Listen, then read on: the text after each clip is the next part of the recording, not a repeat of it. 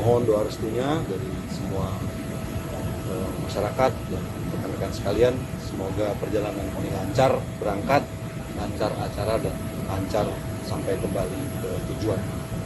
Tema sidang umum PBB ke-80 tahun ini adalah Better Together, 8 years and more for peace, development, and human rights, yang juga merupakan satu sidang umum di mana merupakan satu titik untuk memperbarui kembali semangat multilateralisme di tengah situasi dan kondisi global dewasa ini.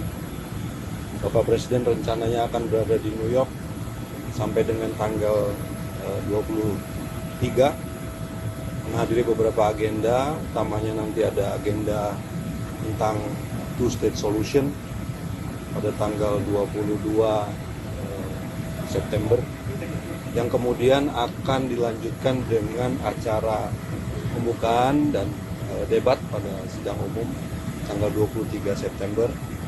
Beliau mendapatkan urutan berbicara yang ketiga setelah Brazil dan Amerika Serikat.